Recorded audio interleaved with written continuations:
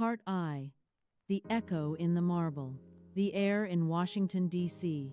didn't just feel cold on the 21st of January 2026. It felt heavy, like the atmosphere was being compressed by the sheer weight of the secrets moving through the city. Leo adjusted the strap of his messenger bag, his fingers numb despite the heated gloves that were all the rage this winter.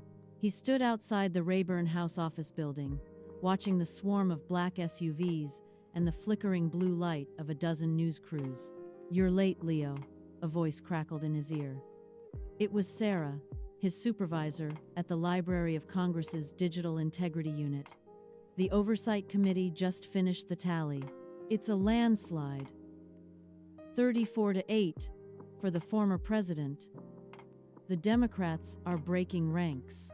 Leo ducked inside, the warmth of the lobby hitting him like a physical wall. "I saw the notifications on the way. 9 Democrats? That's not a crack in the dam, Sarah. That's the dam bursting." "It's the Epstein Files Transparency Act," Sarah replied, her voice dropping to a whisper as Leo passed a group of Capitol Police. "People are tired of the redacted bars, Leo. They want the truth, or at least the version of it that isn't hidden behind a black Sharpie. Get to the archives.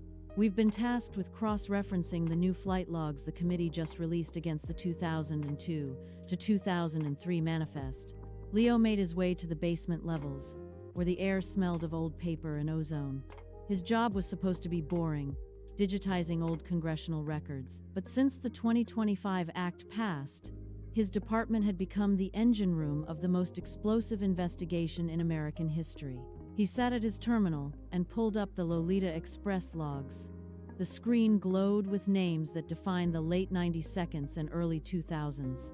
And there it was, highlighted in the committee's evidence. Bill Clinton, multiple trips, no Secret Service records for certain legs of the flights. The metadata doesn't lie. Flight 104, Teterboro to Paris. Flight 109, Paris to Chappaqua. Observation: the logs match the photographs recovered from Maxwell's London townhouse photos the Clintons' legal team claimed were socially incidental. "They're calling it contempt," Leo muttered to himself, scrolling through the timeline of defiance. He saw the dates: August, October, December. The funeral excuse in mid-December had been the breaking point for Chairman Comer. "Leo," Sarah walked into his cubicle, looking pale. "The House floor just scheduled the full vote for February. But that's not why I'm here. We just received a data dump from the private interview offer the Clintons made last week. The one Comer rejected." The record one?"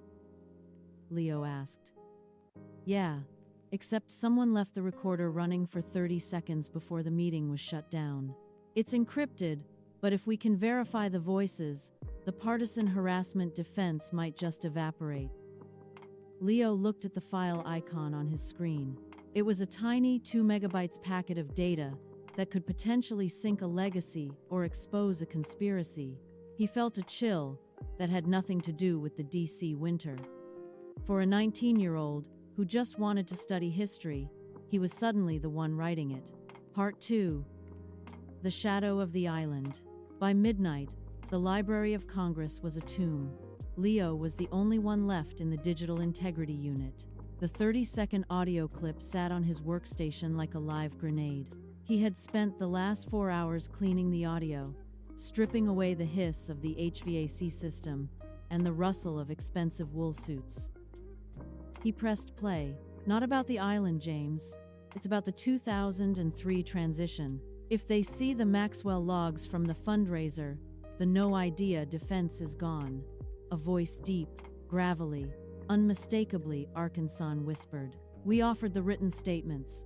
They should have been enough," a second voice replied, sharper, more clinical.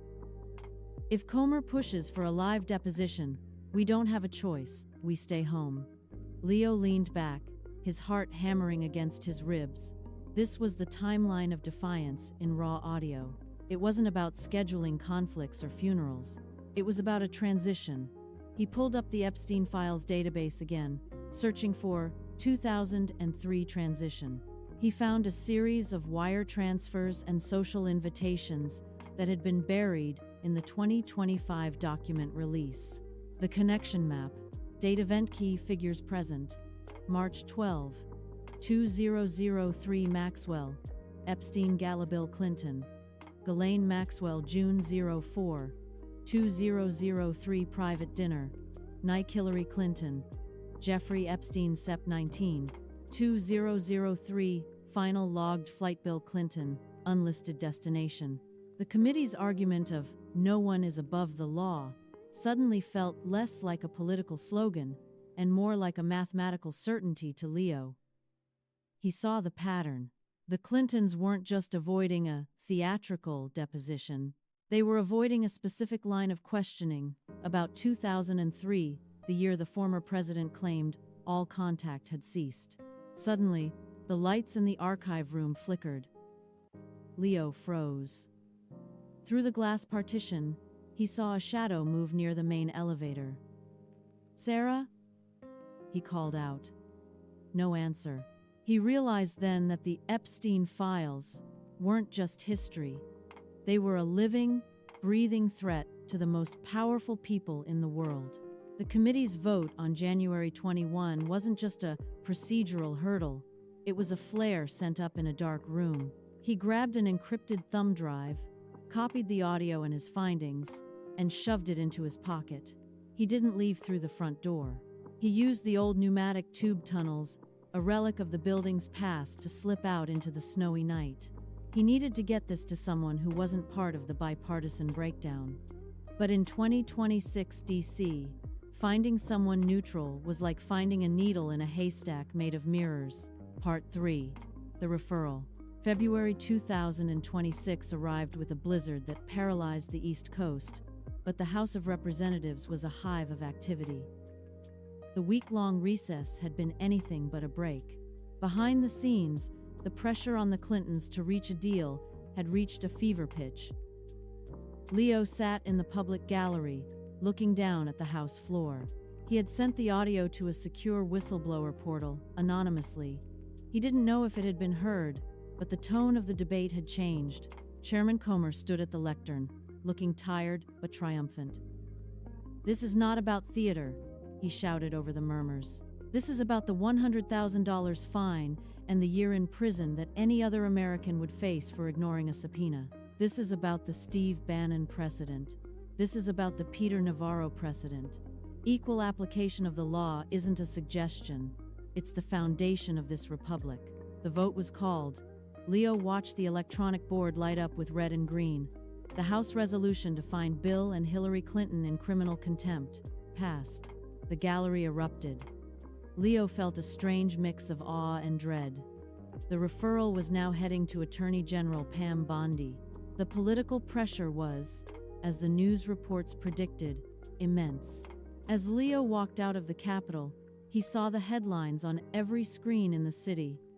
Contempt at the highest level. He thought about the audio clip, the 2003 transition. He realized the investigation wouldn't end with a contempt charge. This was just the beginning of a much larger unraveling of the Epstein network. The Clintons had gambled that they could outlast the committee's patience, but they hadn't accounted for the Transparency Act or the sheer volume of data that Gen Z archivists like him were now digging through. He checked his phone. A message from an unknown number appeared. "The logs from the private island aren't the only things missing, Leo. Look at the 2005 flight to Morocco. We'll be in touch." Leo looked up at the Capitol dome, glowing white against the gray winter sky. The historic escalation the news talked about wasn't just a headline. It was the start of a new era where the ghosts of the past were finally being forced to speak, even if they had to be dragged to the microphone in handcuffs. "No one is above the law," Leo whispered, his breath visible in the cold air. "But the law is just getting started."